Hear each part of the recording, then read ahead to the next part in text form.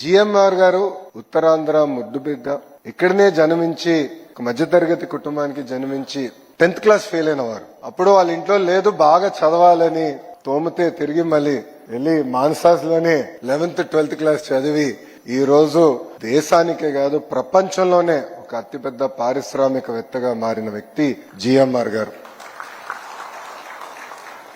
GMR గారు ఆనాడు Hyderabad airport కట్టాలని ఆయన అనుకున్నారు. అంటే ఉమ్మడి ఆంధ్ర రాష్ట్రానికి నేను సేవ చేయాలనుకున్న వ్యక్తి. కానీ ఆనాడు గౌరవ ముఖ్యమంత్రి చంద్రబాబు నాయుడు గారు కొంచెం సందేహం ఉండేది. మీరు ఎయిర్పోర్ట్ కట్టగలుగుతారా, మీకు అనుభవం ఉందా, ఇంత పెద్ద project, strategically most important project for Hyderabad మీ చేతుల్లో పెట్టాలనుకున్నా కొంచెం ఇబ్బందికరమైన పరిస్థితి. నాకు అది నేను ఇంకా కన్విన్స్ అవ్వలేదు, వెళ్ళి పని చేసి నన్ను కన్విన్స్ చేయండి అని నన్ను అడిగారు. ఇది ఎప్పుడు టెండర్ గెలిచిన తర్వాత, బిడ్ గెలిచిన తర్వాత.